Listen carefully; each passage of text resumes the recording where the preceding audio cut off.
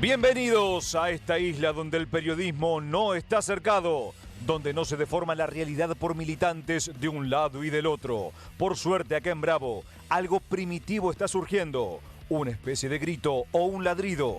Pero cuidado, perro que ladra también puede morder.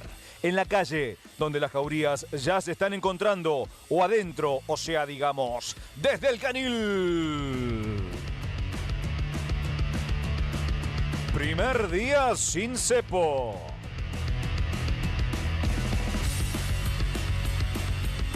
Las promesas de reformas al FMI.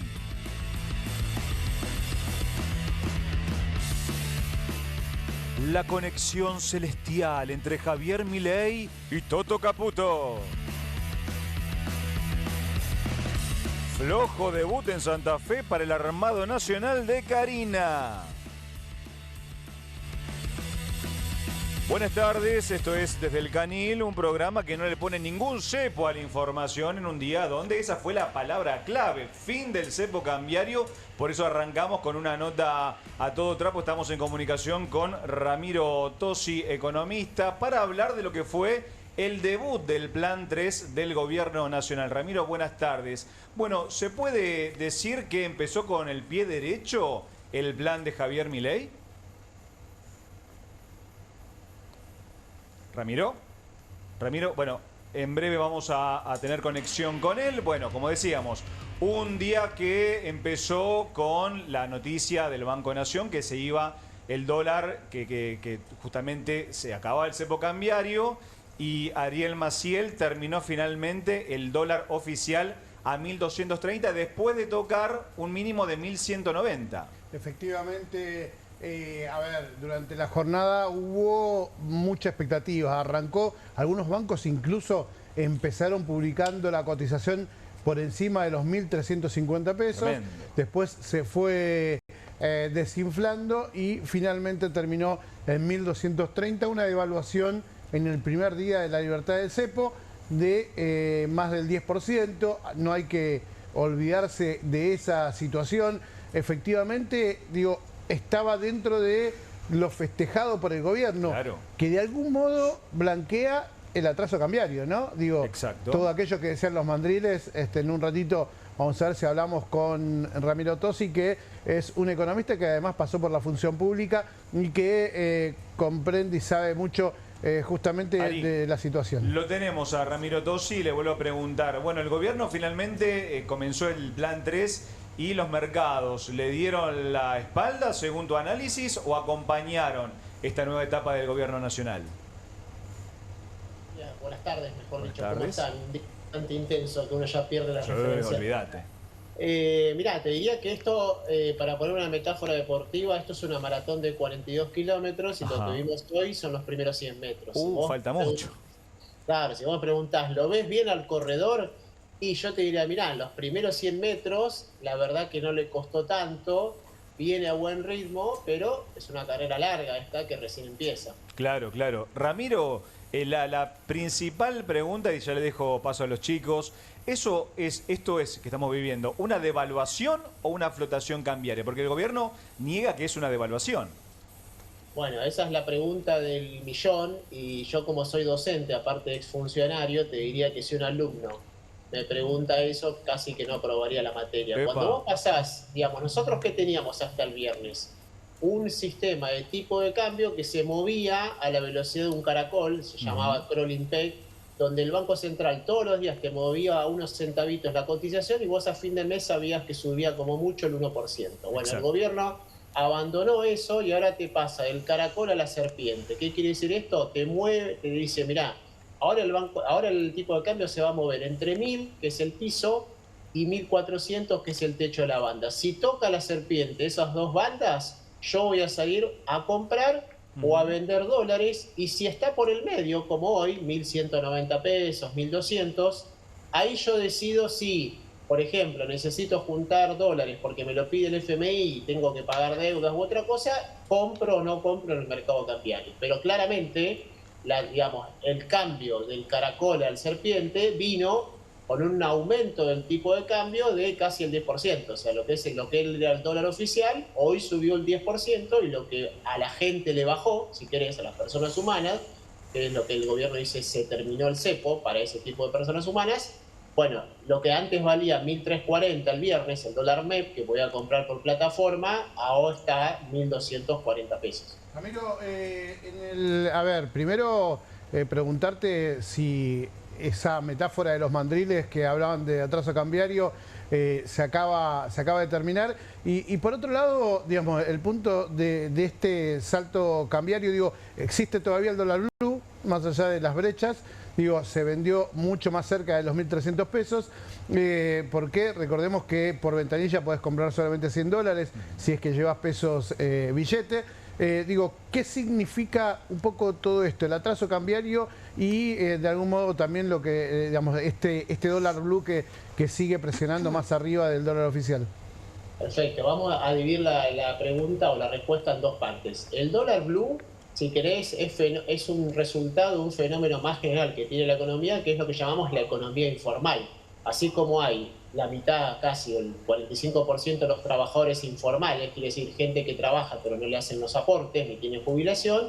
Bueno, en la economía, si querés, financiera, hay transacciones que no se hacen dentro del banco o dentro del home banking, y eso es lo que va al dólar blue. Ese mercado ahora, obviamente, va a seguir existiendo, pero va a tener menos entidad o menos cobertura periodística, y por lo tanto también menos volumen de operaciones. Ahora lo otro, digamos, que entra a jugar ahí en el medio, es, bueno, ¿cómo se van a terminar acomodando todos los otros tipos de cambios? O sea, el dólar oficial, el dólar que está dentro de las bandas, con el dólar tarjeta y el resto, y cómo eso va a impactar finalmente en el gran objetivo que, si querés, de alguna manera el gobierno soltó con estas medidas, que es el de la inflación. Acordate que el gobierno se había prometido a octubre, noviembre del año pasado, que a esta altura del año íbamos a tener un índice de inflación que empezara con un 1 adelante. O sea, estaban por debajo del 2. Bueno, el viernes salió el dato, 3,7.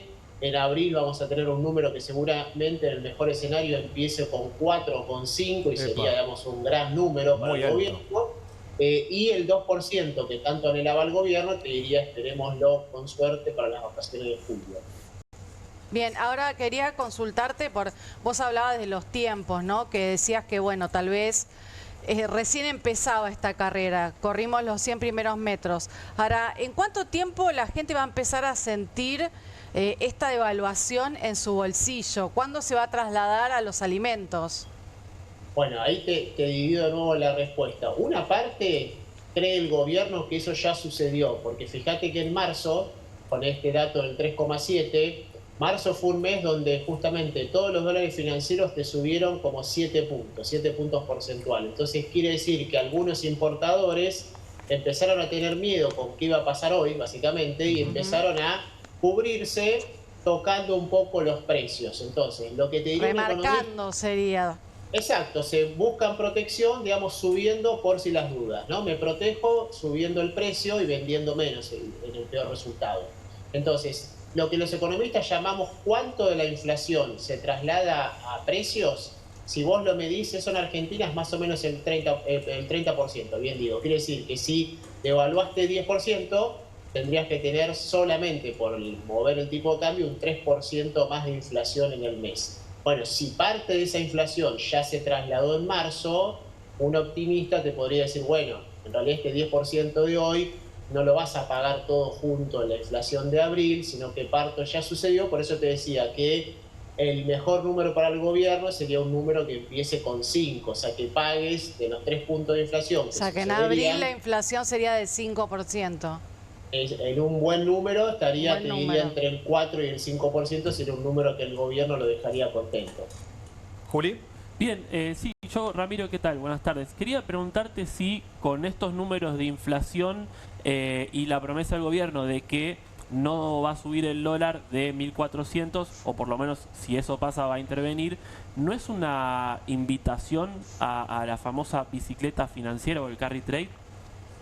Bueno, diste, te diría, clase en el clavo con la pregunta, porque justamente lo que pasó hasta antes del acuerdo con el fondo es que todos los inversores que habían hecho ese juego financiero, esa bicicleta, como decís vos, que era básicamente estar invertido en pesos sabiendo que el Banco Central te iba a mover el dólar al 1% por mes y vos invertías al 3% en pesos y eso te llevó una ganancia acumulada del 40% en dólares en los últimos 15 meses. Esa bicicleta, si querés, se le salió la cadena en marzo porque te empezaron a subir las brechas y se te empezó después a, digamos, desanclar un poco la bicicleta. Bueno, ahora lo que tienen que ver esa gente que se bajó de la bicicleta es decir, bueno, ¿dónde se estaciona ahora el dólar? Que ya no lo controla el Banco Central, sino que ahora lo determina el mercado. ¿Y a dónde van a parar las tasas de interés? Algo que hoy no salió, si querés, casi en los medios, pero claramente las tasas de interés van a tener un impacto a nivel, por ejemplo, de un ahorrista que invierte en plazo fijo. Uno esperaría que los bancos tengan que subir un poco las tasas de interés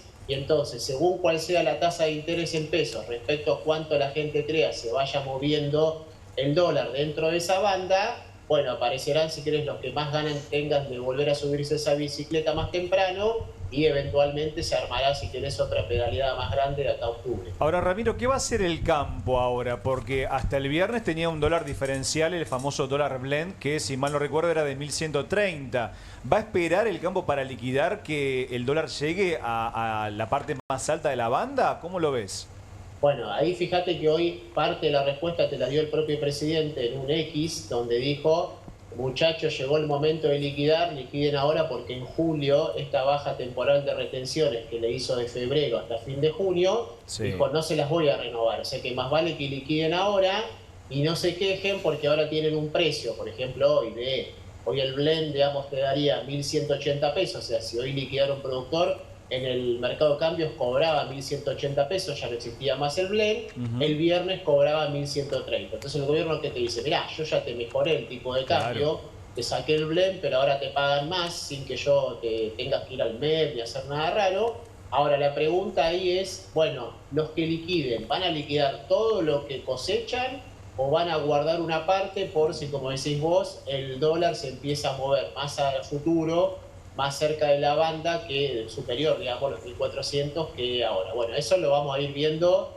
semana a semana con los datos de liquidación que están en forma diaria, a ver si el productor, si quiere, se anima y empieza a vender en serio o va vendiendo a cuentagotas. La gran pregunta, Ramiro Tosi, te agradecemos muchísimo por el contacto con nosotros, ¿sí? Seguramente vamos a hablar en los próximos días. Tengan buenas tardes. Muchas gracias. Ariel Maciel, bueno, una devaluación que, vamos a decirlo así, Ari, porque no vamos a decirle flotación cambiaria aquí desde el Canil, que llegó al 10%, ¿no? Efectivamente, ahí está un poquito por encima de ese porcentaje. Hay algunas cosas que son interesantes poder plantearse como preguntas. Primero, de acá nosotros hablábamos el viernes de que había un economista también más alineado al gobierno, que se llama Fernando Marul, que decía que había trazado un esquema posible hacia adelante y ve este dólar de 1.200 pesos aproximadamente durante buena parte del tiempo y va a ir empezando a subir después de la mitad del año hasta llegar recién en diciembre a los 1.400 pesos. Decía Tosi que esto es una maratón y no es una carrera de velocistas, ¿sí? El tema es cuándo efectivamente se convierte en la parte más rápida de esta suba y qué impacto tiene. ¿Por qué? Digo, primer punto, esta devaluación no trae competitividad. O sea, todo aquello que beneficia una devaluación para la producción argentina y para su exportación y para generar más dólares, no te alcanza, porque el atraso cambiario era mayor a este 10%. Pero por otro lado, te presiona a llevar a precios. Efectivamente es lo que está pasando ahora, donde hay un grupo de industriales que están pidiendo que se especifique la energía. Básicamente lo que están diciendo es, me bajan los costos de algún modo. El Fondo Monetario Internacional en su press release lo que hizo fue decir, hay que cambiar el esquema de coparticipación con las provincias. ¿Por qué? Si la nación está haciendo un ajuste, las provincias y los municipios lo tienen que hacer. Hay que obligarlos. Salió el G6, y salió el G6 a decirles básicamente lo mismo. Si ellos hacen los deberes, tienen que hacerlo ellos también, las provincias y los municipios también, que por este lado lo que están haciendo es juntando la plata que la nación no les da a través de impuestos. Pero también en algún punto lo que le está diciendo el Fondo Monetario Internacional y le dejó de tarea es, entre otras cosas, seguir ajustando reforma previsional, una reforma laboral. ¿Qué implica? Bueno, que haya menos jubilados, o sea, levantar la edad jubilatoria, e implica que haya mayor cantidad de gente en blanco, pero en condiciones del blanco. ¿Cuáles son las condiciones del blanco? Bueno, una flexibilización laboral, que es lo que tanto se discutió hasta el momento, aprovechando que se terminó la luna de miel entre el gobierno y parte y de la la sociedad, CGT, ¿no? Claro, y también la parte de la sociedad, ¿no? En un contexto bastante complicado. Después lo vamos a desarrollar con Natalia Bacareza, esta serie de reformas planteadas por el Fondo Monetario Internacional. Luciana Bertoia, bueno, no solamente de devaluación vivimos en este día, sino que también vamos a hablar del ámbito judicial, porque Horacio Rosati va a ir de visita a Comodoro Pi.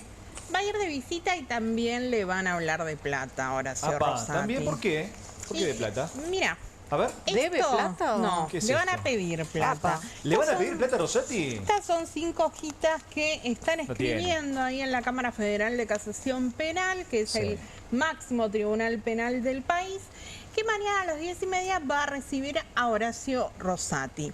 ¿Por qué le van a pedir plata? Porque el gobierno quiere que el 11 de agosto se implemente un cambio de sistema en los tribunales de Comodoro Pi. ¿De qué se trata? ¿De qué se trata? Que van a ser los fiscales quienes van a encabezar las investigaciones. Esto lo que genera es que el sistema sea más rápido, que se hagan audiencias orales, que haya menos papel, pero bueno, para implementarlo necesitas plata, básicamente. Claro, platita. Entonces, ¿Hay platita? Bueno, el gobierno dice que sí, pero en Comodoro Pi lo matizan todo esto. Entonces estuvieron afilando el lápiz y empezaron a hacer cálculos. Le van a decir a Rosati, mira, me faltan 6 jueces de revisión, me faltan 7 cargos de los 24 que hay en los tribunales orales. ¿Hizo la listita, Rosati, tipo 2 kilos de lechuga, 1 kilo de carne, cosas así? Todo eso está anotado en este papelito que le van a dar mañana a Rosati. Le van a decir, más o menos tenemos un 30% de cargos vacantes. 30% es un montón, Lucha. Sí, es un montón, es un montón. Esto mismo ya lo había dicho la Corte hace unos cuantos años. ¿Te acordás cuando tuvo que resolver qué pasaba con Leopoldo Brugle y con Pablo Bertuzzi? Si se quedaban o no en la Cámara Federal porteña. Bueno, ahí la Corte dice, tenemos un 33% de vacancias. Bueno, se lo van a recordar mañana, le van a pedir recursos humanos y recursos económicos. Claro. Le van a decir, mira, si yo tengo que implementar esto va a involucrar, entre otras cosas, que venga más gente a los tribunales de Comodoro Pi, voy a necesitar hacer audiencias, necesito hasta personal de seguridad. Claro, y también le van a decir, viste que en Comodoro Pi hay una unidad penitenciaria donde hay detenidos. Bueno, esa unidad penitenciaria hace mucho tiempo que está en malas condiciones. Le van a decir, bueno, resolveme esto. Arreglame esto. Resolveme esto. Bueno, y después el otro dato de la visita de Horacio Rosati es político, ¿no? Porque estamos en la semana siguiente a que fracasó la estrategia del gobierno en la Corte Suprema, y que esto se materializó con la renuncia de Manuel García Mancilla y el no ingreso de Ariel Lijo, que además consiguieron una abrumadora mayoría en contra en el Senado. ¿Por qué digo que es político? Porque Comodoro Pi había jugado muy fuerte a favor de Ariel Lijo.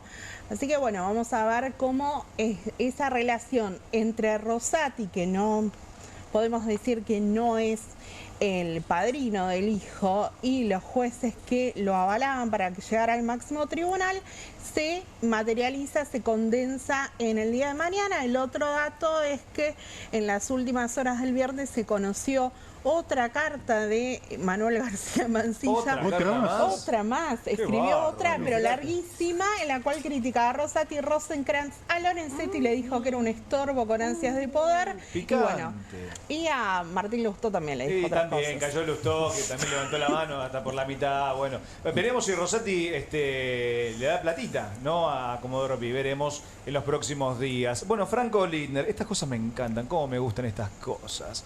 Estas cosas esotéricas que tiene Franco Littner. Va a hablar de la conexión celestial entre Javier Caputo y nuestro Luis Toto perdón, Javier Milei y Luis Toto Caputo, ahí lo dejé bien. Franco. Así es. Ustedes saben que el presidente Milei es un poco exagerado Sí, cuando habla, ¿no? un poquito. Dice que es el mayor exponente de la libertad a nivel Es un mundial, montón. por ejemplo, o que la Argentina tuvo el mayor ajuste de la historia de la humanidad, Claro. lo cual en ese caso sí estamos de acuerdo.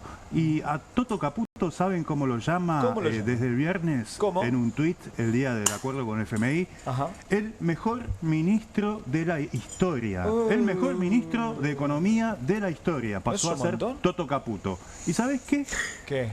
Más allá de la exageración, en un punto está convencido Milei de esto. Claro. En un punto, ¿sabes? Está convencido, porque ¿sabes quién se lo recomendó ¿Quién? a Caputo? ¿Macri? No, el uno. Así le dice Milei, el ¿Quién? uno. ¿Quién Dios. es? ¿Conan? ¿Dios? Dios. Ah, pensé que Conan, perdón. Pensé No, que no, capaz no, que no. con La un hermana. sueño. Te cuento, no fue un sueño, te cuento cómo fue, A ver. porque se lo dijo el propio Milei a Caputo Qué lindo. en noviembre del 2003, cuando todavía no sabían quién iba a ser el ministro de Economía, estaba ahí, había varios nombres en danza. Va Toto Caputo y su mujer a una cena íntima con Milei, Karina Milei, la hermana, en el Hotel Libertador, que era el búnker de campaña. Todavía claro. no había asumido Milei. Y tratando de convencerlo a Toto Caputo para que asuma el Ministerio de Economía, Milei le dice, el uno me dijo que vos sos parte de la misión. El uno me dijo que vos sos parte de la misión. Ah, ¿y cómo se lo dijo? Porque él habla con el uno. Ajá. ¿Cómo habla? ¿Sabés cómo se lo Habla- dijo Dios habla- a él? ¿Sabés cómo le dijo Dios a Milei que es Toto? Sí, le dijo. ahora te lo voy a explicar. Ajá. Ahora te lo voy a explicar porque tienen su método. Bien. No es rezando que se comunica No, con Dios no, como, como puede cualquier, ser con el resto mortal. de los mortales. Que además, bueno, a veces Dios no te responde. No, si no, no. rezás. Mirá que El tema es le el digo, siguiente. Ustedes saben que Milei tiene un perro fallecido, Conan, fallecido en el año 2017. Pero está vivo en todos nosotros. Sí. Milei está convencido de que Conan toca. está sentado a la derecha de Dios, a la diestra de Dios, al Bien. lado de Dios. Mirá. ¿Cómo se comunica él con Conan para que Conan le pase el mensaje de Dios? Sí, a Hay ver. una especie, una medium interespecies, Hermoso. Celia Melamed. ¿Cómo se de llama? la que ya, Celia Melamed, Melamed. de la que ya hablamos acá alguna vez y de la Sí. que vamos a hablar en extendido más adelante. Sí. Celia Melamed le enseñó a Karina Milei a comunicarse con los animales, Ay, no por solo Dios. con los animales, sino con los animales muertos. Por Claro. eso se llama una medium interespecies, entre especies, entre sea, el ser él habla humano con y, los Conan. y un perro. por Él habla con ejemplo. Conan, digamos, ¿no? Se No, comunica. es así. Dios habla con Conan, Conan habla con Karina, que aprendió el método con Celia Melamed, la medium interespecies, y Karina le transmite a Milei, y en este caso Milei le transmitió a Toto. Para me la dijo, con- me para- dijo para- el uno que vos sos parte de la misión. Dios le Te dice digo algo más. a Conan, Conan a Karina, Karina a Javier, Hay que Javier a hacer Toto. Toto. el árbol Sí. genealógico Sí, de y te esas digo más, conversaciones. el propio Toto Caputo, en mayo del año pasado, en un encuentro con empresarios, cuando le preguntaron, ¿y por qué asumiste? Sí. Dijo, me convencieron las fuerzas del cielo. La convencieron a mi mujer y mi mujer me convenció a mí. Todos pensaban que era un chiste. No, no era un chiste.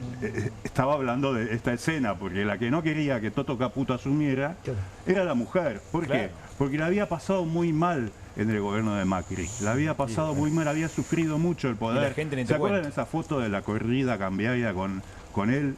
Sí. En medio de los ataques de pánico. Bueno, una foto de él en la playa de Río de Janeiro. Ah, sí, Claro, sí. ¿cómo olvidar? Tomando sol, fue sí. un scratch fenomenal Qué bravo. el que sufrió a partir de ese momento. Y bueno, la había pasado muy mal y la familia no quería que asumiera de vuelta, que se expusiera en una situación así de vuelta. Entonces Milei lo que tuvo que hacer es convencerlo y decirle que había hablado con Dios, vía Conan, vía la hermana, vía toda la mar en qué- coche, qué que le había lío. dicho, vos tenés que ser mi ministro de Economía. Porque Dios, ¿qué le dijo a Milei según, le dijo? según A la ver. versión de Milei? Que él estaba destinado a ser presidente para salvar a la Argentina, para que la Argentina levante vuelo. Hablando- Y parte sí. de esa misión es Toto Caputo. Claro, hablando de Caputo, de Superman. Milei, del gobierno, ¿cómo se dice devaluación en Apa. alemán? Se dice Abwertung, pero para un poco, Abwertung. Fede, porque tenemos unos videos, si no sé si lo podemos ver. ¿Cómo ¿Videos? es Adverton? Abwertung. Abwertung. Muy bien, Muy bien. Es difícil, el la alemán. Argentina tiene dos que hablan con Dios, ¿no? El Papa y Conan. Claro. Y claro, una línea directa tienen Conan. Tenemos un videito, Franquito. Dale. Lo vemos. Entonces, cuando empezamos a hacer el ajuste, dijeron que era imposible, que ni siquiera íbamos a poder lograr un punto de ajuste en el propio 2024. Y en el primer mes de gestión, gracias a ese coloso que tenemos como ministro de Economía, que es Luis Toto Caputo, alcanzamos el equilibrio fiscal en el primer mes de gestión.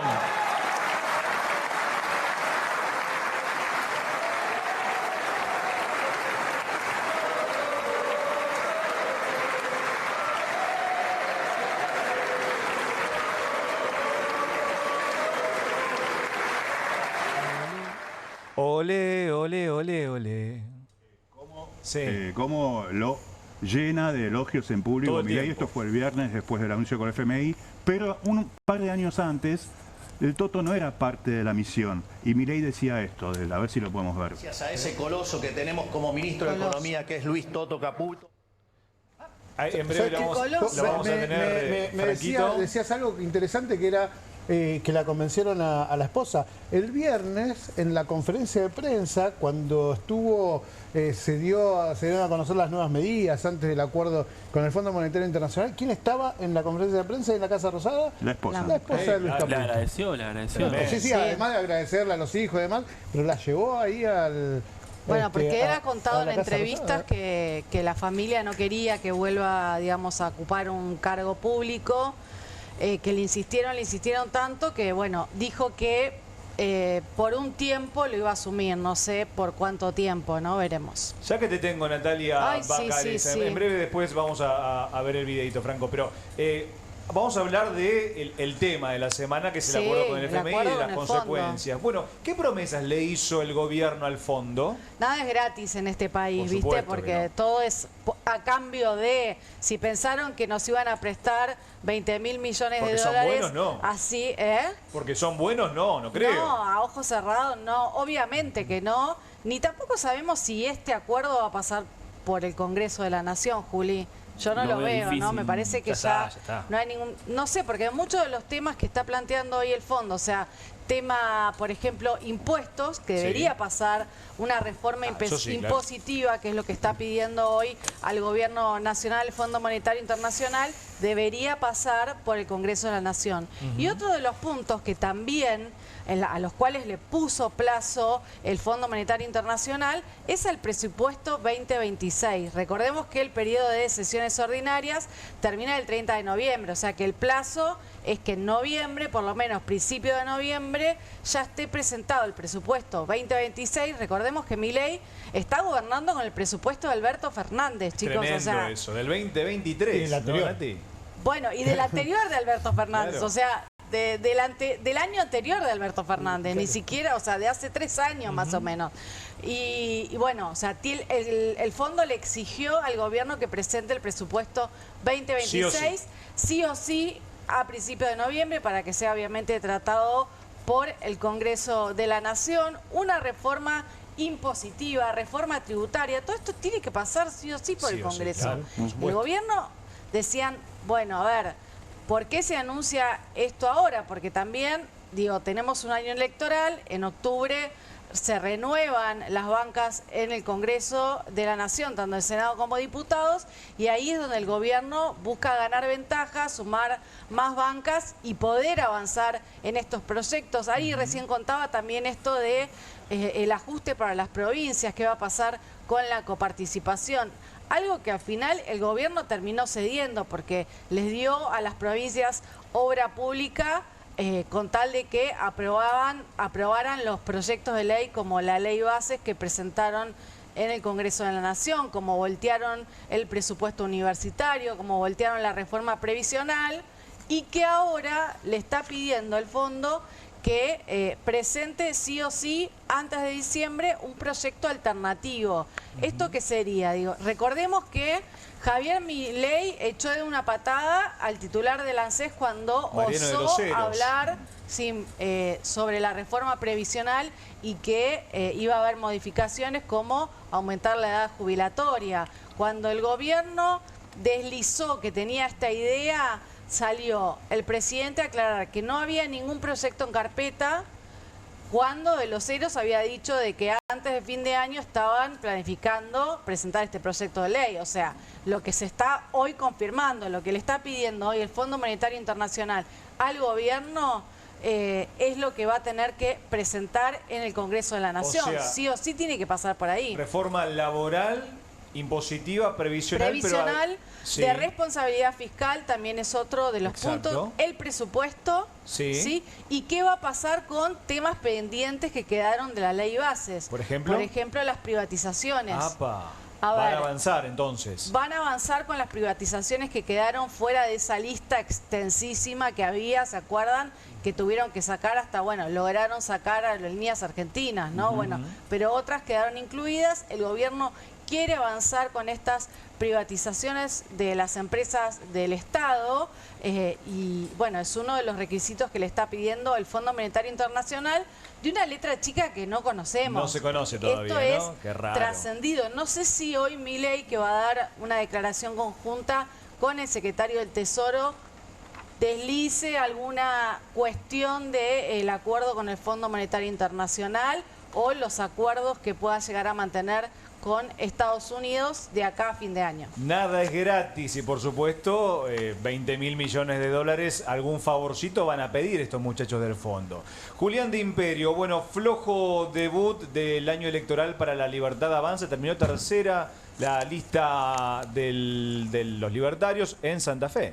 Bueno, exactamente, Fede, un flojo debut porque Carina Milei, es la que está encarando la estrategia nacional de La Libertad Avanza y justamente el resultado, la foto, terminó con su candidato, con Nicolás Mayoraz, el diputado nacional de La Libertad Avanza. Tercero, los resultados obviamente habían llegado ya esta semana a Casa Rosada algunas encuestas que mostraban que había una dificultad, que por lo menos con Puyaro, el gobernador, no iban a poder competir, pero por lo menos con el peronismo, ¿no? Juan Monteverde fue una sorpresa porque terminó quedando segundo, aún así con el peronismo yendo partido en 3. Entonces, claro, ¿qué es lo que terminó pasando? Que evidentemente la dificultad, que esto también es un antecedente para ver en el resto de las provincias, que la dificultad que tiene Carina Milei para en los candidatos provinciales trasladar la imagen positiva de Javier Milei. Por eso también estamos empezando un poco a ver a Javier Milei participar de los distintos spots, como por ejemplo con Adorni el otro día. Que todavía no salió, ¿no? ¿O sí? No.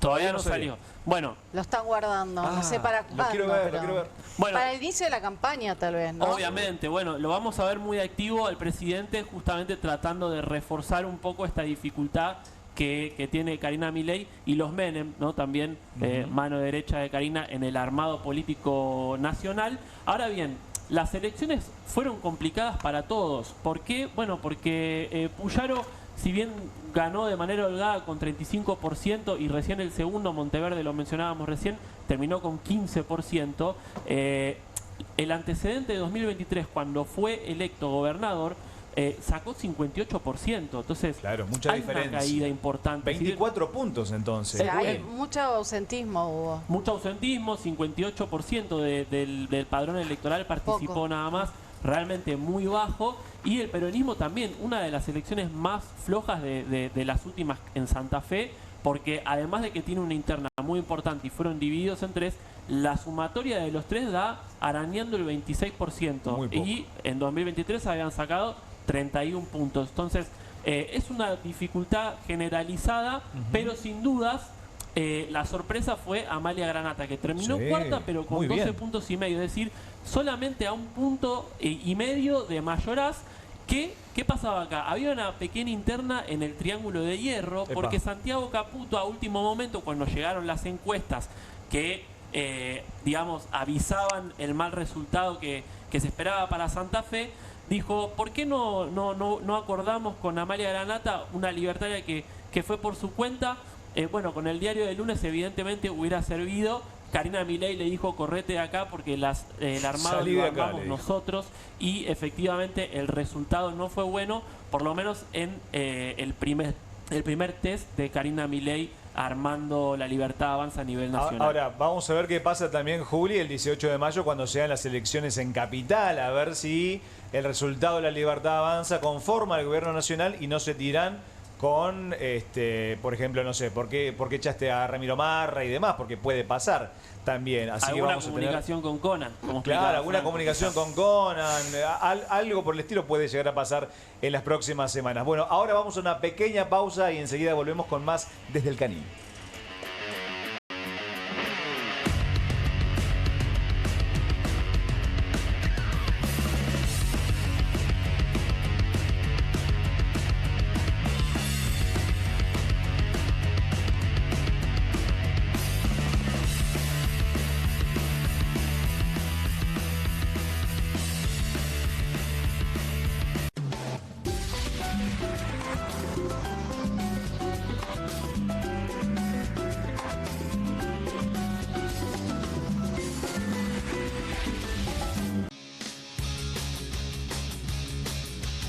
Soy Casta, con la conducción de Carmela Bárbaro. Un programa diferente de mujeres, plural y picante. Soy Casta, de lunes a viernes a las 19 por Bravo TV.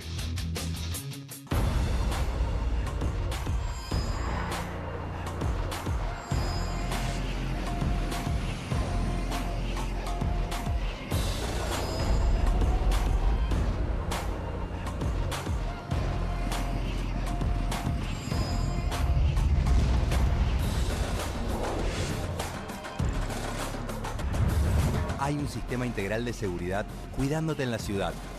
Ante cualquier emergencia, denuncia al 911. Más información en buenosaires.gov.ar/seguridad. Buenos Aires Ciudad. Vamos por más. Nueva Saladix extra picante. Posta, picarán más que las otras.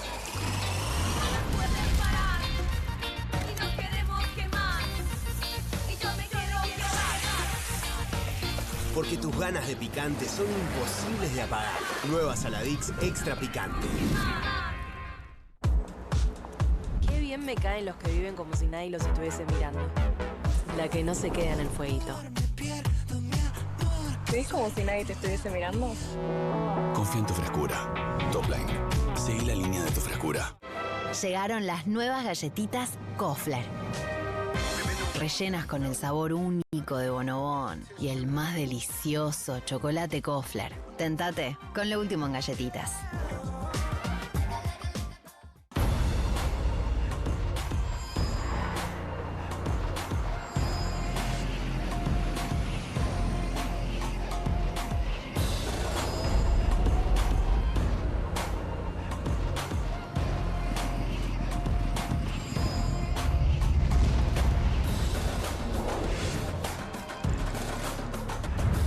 Hay un sistema integral de seguridad cuidándote en la ciudad. Ante cualquier emergencia, denuncia al 911. Más información en buenosaires.gov.ar/seguridad. Buenos Aires Ciudad. Vamos por más. Llega la noche más picante de la televisión. Si atacan al periodismo, Perfil se pone bravo. Bravo TV. Periodismo, información y polémicas. Llegan 4 nuevos programas. Más de 50 periodistas, intelectuales, dirigentes y académicos que darán cada noche de qué hablar y pensar. Desde el Canil, lunes a viernes a las 18 horas. Una ronda de periodistas con secretos e información exclusiva. Soy Casta, de lunes a viernes a las 19 horas. Un programa diferente de mujeres, plural y picante, conducido por Carmela Bárbaro. Comunistas, de lunes a viernes a las 20:30 horas. Una mesa de intelectuales analiza la realidad del país en profundidad. QR, de lunes a viernes a las 22 horas, con la conducción de Paulo Caruso y gran equipo. La síntesis del día para un público que valora el periodismo crítico. Bravo TV, lejos del poder, cerca de la gente.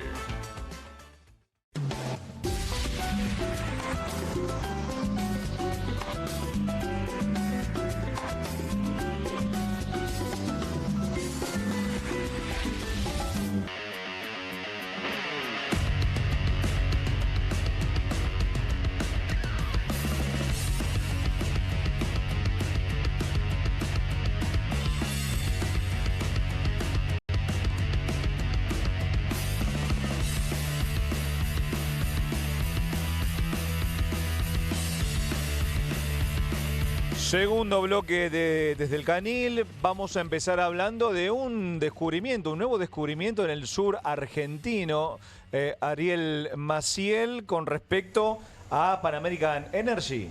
Efectivamente, la petrolera anunció hoy que descubrió en suelo chubutense, en Cerro Dragón, que es una zona históricamente explotada justamente por la petrolera, encontró shale gas. ¿Qué es shale gas? Es un gas no convencional igual que el que existe en Vaca Muerta, lo que implica que la Argentina está potenciando su capacidad de producir gas en el mundo, y esto es una gran noticia para los chubutenses, entre otras cosas porque solamente para poder desarrollar este descubrimiento con la apertura de 5 pozos, Pan American Energy dijo que va a poner 250 millones de dólares de inversión, y le van a quedar a la provincia de Chubut 9 millones de dólares en los próximos años, producto de esta inversión, más allá del empleo que se va a generar. Recordá que PAE tiene presencia en Chubut hace 70 años y ya venía en declino lo que era el gas convencional y todo lo que era la cuenca petrolera. Y ahora esto le da una certeza, un horizonte muy, pero muy importante. ¿Qué quiere decir esto? Inversión asegurada, y especialmente la Argentina con mayores recursos naturales que tienen que ver justamente con una suerte de expansión de Vaca Muerta. Hay muchas empresas que están viendo qué pasa con toda esa formación neuquina que hay debajo de la tierra, y que puede llegar a tener gas en muchos lugares más allá de lo que se conoce como Vaca Muerta. Bueno, en principio a Chubut le vino una muy buena noticia. El gobernador Ignacio Torres lo que hizo es firmó un decreto dándole, cambiando, rezonificando y dándole otro nuevo estatus para justamente poder permitirle a PAE desarrollar, en este caso, este lugar, digamos, y este nuevo hidrocarburo. Ahora, seguramente vamos a encontrar en Chubut otras inversiones de otras petroleras que empezarán a ver con atención qué pasa justamente con el no convencional shale gas en la Argentina. Es una noticia importantísima que mueve y realmente impacta en el mundo de la energía, especialmente los hidrocarburos. Son esas noticias que le gustan a Javier Milei, un Javier Milei que, a ver, ayúdame, pero en el plan 3, la fase 3, mejor dicho, del plan económico, en ningún momento habla de desarrollo, habla de inversiones, habla de muchas cosas, pero nunca hay un claro desarrollo o un pensamiento acerca de lo que podría ser un desarrollo para el país. Bueno, efectivamente lo que está pasando, y justamente lo que le están reclamando desde la producción es, fíjate, el gas y el petróleo salen de Vaca Muerta y salen de los alrededores del Golfo San Jorge, como el caso de Cerro, de este lugar donde ya empezaron a generar distintos hidrocarburos.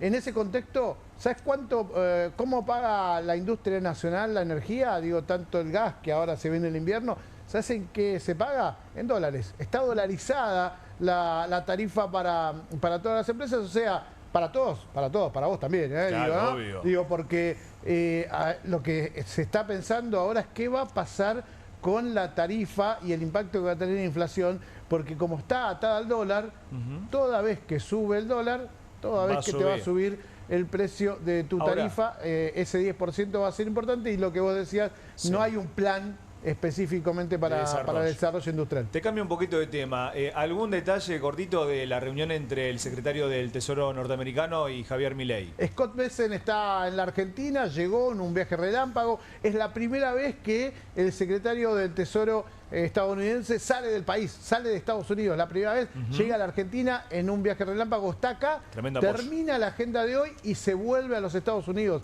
No pasa por ningún otro lugar. Vino y tuvo reuniones al mediodía con empresarios de distintos sectores de empresas estadounidenses. Después estuvo con Javier Milei, estuvo con Luis Caputo. ¿Dejó plata? Dio una entrevista a la agencia Bloomberg. Sí. Entre otras cosas le dijo, no trajimos un peso, ni dólar. No trajimos un peso. Ni unas medialunas para el mate, nada. No trajeron nada, ni No, se quieren llevar, ellos no traen nada, se quieren llevar de la Argentina. Mirá, los recursos naturales sobre todo. ¿Sabes que en realidad hubo ahí alguna ronda de comercio y muchos empresarios estadounidenses que están en la Argentina, más que pensar en lo que iban a poner acá, están viendo cómo hacen para llevarse inversores de acá para los Estados Unidos? ¿Qué se pueden llevar, no? Qué bárbaro. Luciana Bertoia, vamos a hablar de un hecho nefasto que merece justicia. Ordenan llevar a juicio los secuestros de Ledesma, aquel hecho histórico y nefasto. Así es, Fede, es una de las causas más sensibles que involucra crímenes de lesa humanidad y el poder económico. ¿De qué estamos hablando? Que la Cámara Federal de Casación ordenó que se ponga fecha para hacer el juicio por los secuestros que tuvieron lugar en el año 1976 en la zona de influencia del ingenio Ledesma en la provincia de Jujuy. Esta es una causa muy sensible que hace muchos años que está paralizada y hoy por hoy quien puede responder por estos hechos es Alberto Lemos, que era el administrador del ingenio Ledesma durante aquellos años. Digo que él solamente puede responder porque Carlos Pedro Tadeo Blaquier falleció en marzo de 2023, dueño de Ledesma, una agroindustrial, una de las agroindustriales más importantes del país. ¿De qué lo acusan a Lemos? Bueno, de 23 casos de secuestros, Terrible. Entre otros el del médico de la ciudad y exintendente Luis Aredes, cuya esposa Olga Aredes se convirtió en un emblema de la búsqueda de justicia, y ella declaró ante la justicia que cuando lo secuestran a su marido va al ingeniero Ledesma, la recibe Lemos y Lemos le dice que habían aportado las camionetas del ingenio para limpiar el país de indeseables. Cuando le toman declaración a Lemos, dice, sí, es verdad, yo me entrevisté con la señora de Aredes, pero no le dije lo de los indeseables. Bueno, la gran controversia tiene que ver con el aporte que hizo la empresa con sus vehículos para que estos secuestros pudieran ser llevados adelante, y también con la demora que tiene esta causa, porque desde el año 2015, desde marzo de 2015, está frenada porque la propia casación se metió, revocó los procesamientos y esto durmió el sueño de los justos, o le aplicaron cronoterapia, como se dice en la Corte Suprema, hasta julio de 2021. Después, bueno, se dijo de Blaquier no estaba en condiciones de afrontar el juicio. Ahora en el Tribunal Oral Federal de Jujuy me dice que están ya trabajando con una resolución. Bueno, por fin, esperemos que se dé justicia de una buena vez. Ahora tenemos una noticia de último momento, chicos. Declaración conjunta del presidente Javier Milei y el secretario del Tesoro de Estados Unidos, Scott Bessent, en Casa Rosada. La economía argentina se balanceaba al borde de un precipicio. Decenios de mala administración habían llevado a una inflación fuera de control, una alta tasa de desempleo, default y una emisión irresponsable. Cada vez que el pueblo ejercía presión, la solución del gobierno a estos problemas era siempre más gasto, más programas sociales, más burocracia. Pero cuanto más hacía el gobierno, menos tenía la gente. Hubo un hombre que reconoció que el Estado no era la solución, sino el problema. Un hombre que tuvo el coraje de defender a la Argentina oponiéndose al establishment. Y ese hombre está hoy aquí junto a mí. Me enorgullece apoyar al presidente Javier Milei en sus esfuerzos incansables por volver a hacer grande a la Argentina.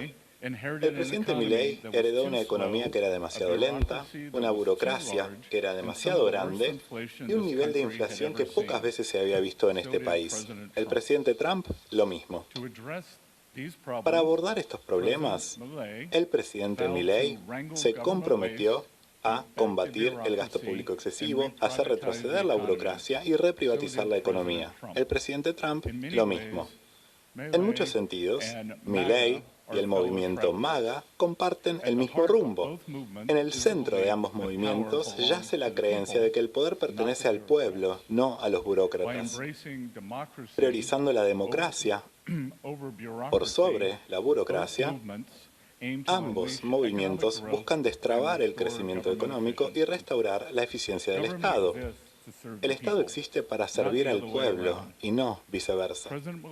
El presidente Milei y el presidente Trump tuvieron esa intuición hace años. Y ese es el motivo por el que ahora lideran dos de los países más grandes del hemisferio occidental. Bajo el liderazgo del presidente Milei, Argentina y Estados Unidos comparten valores similares. Por eso me entusiasmaba hacer este viaje para dar inicio a las primeras conversaciones formales sobre comercio recíproco entre nuestros dos países. Además de dar inicio a estas conversaciones, yo he venido a transmitir el optimismo que sentimos en Estados Unidos respecto de la nueva Argentina. La presidencia de Javier Milei marca una ruptura decisiva respecto del pasado. Yo creo firmemente que el presidente Milei tiene la visión, la voluntad y la capacidad de ejecución para asegurar que este país atraviese una transformación económica. En los albores del siglo XX, la Argentina supo tener una gran riqueza y prosperidad. Poseía el 10º PBI más grande del mundo y atraía la inversión extranjera.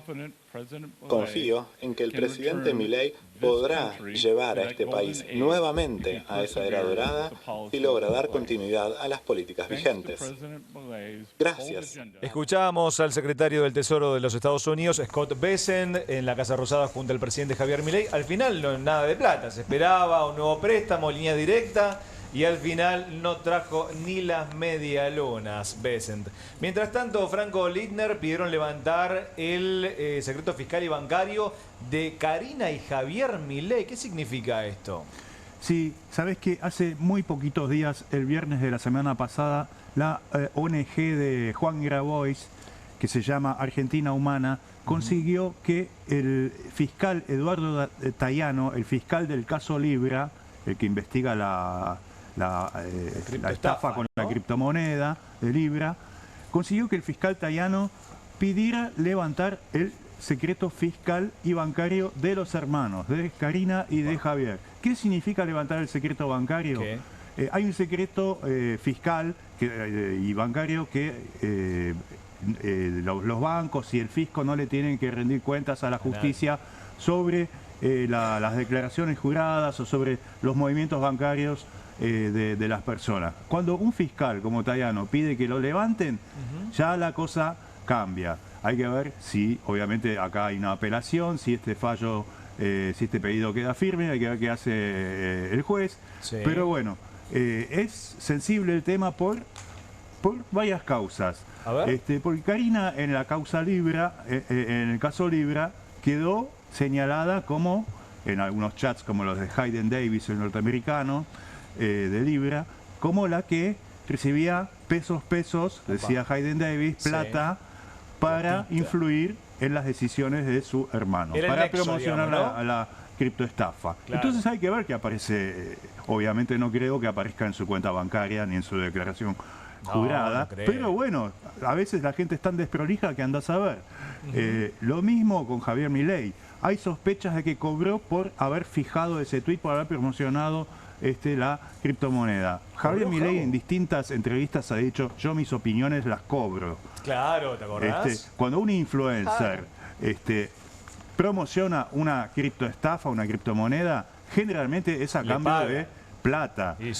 Jorge Rial llegó a sugerir que fue entre 12 y 15 millones de dólares lo que le habrían pagado. Es un montón. Es mucha plata, chicos. Lo que sabemos hasta hoy de la contabilidad de los Milei es lo que ellos declaran en blanco, que tampoco es poca cosa. Mira, tengo un par de datos acá. A ver. Javier Milei, en las dos declaraciones juradas que tuvo que presentar ante la Oficina Anticorrupción desde que es presidente, pasó de 21 millones de pesos en un año a 125 millones de pesos. En un año que no hubo, según el promociono, demasiada inflación que pueda justificar esto. ¿Pero no trabajó más? 21 millones. Digo yo, no sé. Vos sumarle los sueldos no te da igual. 21 millones de pesos a 125 millones. ¿Qué es lo que hizo que cambiara la suma, que en casi 495%? Sí. Un depósito, una cuenta de $65.000. Epa. Que no se sabe de dónde viene. Una cuenta nueva que antes no existía bancaria de $65.000. Eso, Javier. Sí. Karina es bastante más rápido. austera en el blanco, en lo que declara. Pasó de 1.7 millones de pesos. Estamos hablando de pesos, no sé si antes dije dólares, estamos hablando de pesos. Pesos. Obviamente. De 1,7 millones de pesos a 3,5 millones de pesos, humilde. que bueno, es menos que un sueldo de los que cobra todos los meses. Bueno, lo hizo vendiendo tortas. Hubo problemas para ahorrar. No. Vendiendo tortas no, chicos. Entre ellos tiene una caja de ahorro en dólares de 28.000, que se traduce a 28.000 pesos, 496.000 pesos de cuenta corriente y 259.000 pesos de ahorro en y 3 pastas pesos. frolas. Claro. En el medio, te redondeo.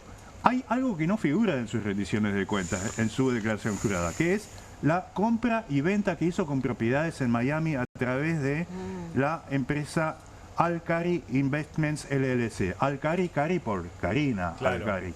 Que vendieron 4 propiedades en Miami compraron propiedades por 2.7 millones y las vendieron por 2.3 millones. Tremendo. Ninguna de esas operaciones figura en su declaración jurada ante la Oficina Anticorrupción. Qué raro, vale Así todo. Que, ojo Tayano con ese dato. Vale todo, Juli, porque encima el escándalo va a llegar a diputados.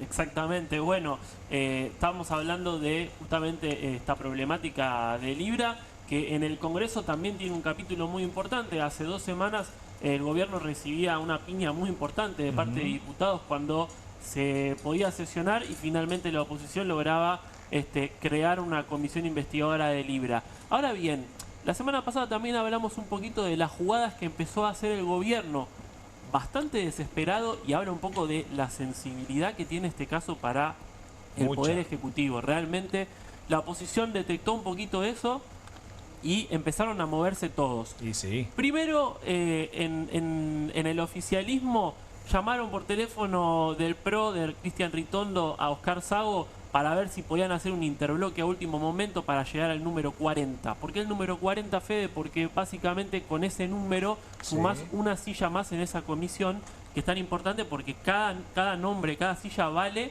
porque es la que va a definir si se investiga o no al presidente en este caso.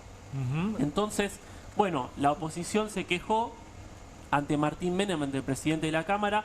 Martín Menem desestimó esa queja y quiso la oposición. El peronismo dijo, bueno, hago lo mismo. Entonces, todos se quejan. Llamó a Julia Estrada, Mónica Macha, las 2 diputadas de Unión por la Patria. Unión por la Patria tiene 98 diputados, es la amplia mayoría. Y dijo, hagan un interbloque con la izquierda. ¿A Sago le dijeron eso? Sí. No, a Sago no. Bueno, a Sago no. A las 2 diputadas de Unión por la Patria, que como para compensar esta jugada que había hecho el oficialismo, Unión por la Patria, Germán Martínez las mandó a ellas 2 y dijo, bueno, si ellos lo están haciendo, si para Martín Menem es todo legal, vamos a hacer lo mismo. Qué bárbaro, ¿eh? Y sumaron 2 nombres más a la lista, pero bueno, también ahí la Unión Cívica Radical ya también hizo lo mismo. ¿Qué terminó haciendo? Bueno, básicamente rompieron el bloque, esos 6 radicales con peluca. Rompieron con el radicalismo. Sí, obvio. Rompieron y también van a tener lugar fecha clave para esto, el 23 de abril, porque hoy está 14-14 esa comisión tan importante y eso significa que así como recibió una piña el gobierno, ahora tiene las de ganar en la discusión. El juego del interbloque. Natalia Bacareza, Ay, hablando de bloques, de espacios políticos. Bueno, pensé que ya no... No, sí, por supuesto. ¿Tiempo? Por supuesto Bueno, que sí, un ratito. Listas en carrera para la provincia de Buenos Aires. ¿Qué pasó hoy? Bueno, parece que se fumaron la pipa de la paz. ¿Quiénes? Todos. ¿Todos? Todos. Hoy tenemos declaraciones de Milei diciendo que hay acuerdo con el PRO en la provincia de Buenos Aires. Sí. Dijo, es la única manera de ganarle el kirchnerismo. Hay que ir... Populismo. Sí, hay que ir sí o sí juntos para poder derrotarlos. Algo que no sucedió en la ciudad de Buenos Aires con algunos palitos, tanto a Jorge Macri como a... Mauricio Macri, ¿no? Claro, en la ciudad de Buenos Aires. Lo acusan de traidores, ¿no? Sí, traidores, bueno, casi que sintió que Milei le habían dado una cuchillada por la espalda. Y también el kirchnerismo, que parece que Cristina aflojó. Yo preguntaba, bueno, ¿a cambio de qué? Porque algo debe haber cedido. Alguna negociación, ¿no? Alguna negociación. Estoy averiguando ahí, ya les voy a traer más datos. Por ahora dice que no están negociando los puestos de las listas. Yo no les creo nada, porque obviamente para que Cristina se baje de esta decisión de que ella había planteado de no desdoblar las elecciones, algo tienen que haber acordado. Así que el día de mañana la legislatura provincial va a estar votando las PASO y dan un paso adelante, vaya la redundancia, en lo que es el desdoblamiento de las elecciones en la provincia de Buenos Aires. Alguna negociación seguramente va a haber. Vamos a ampliarlo, Natalia. Bueno, nos quedamos sin tiempo. Vos quedate en la continuidad informativa de Bravo TV. Ya llega Soy Casta y también te digo, bueno, te invito a que vuelvas mañana a las 6 de la tarde aquí en Bravo para seguir con más Desde el Canil. Recordá, no somos leones, pero sí periodistas de raza y vamos a mostrar los colmillos. Muchas gracias.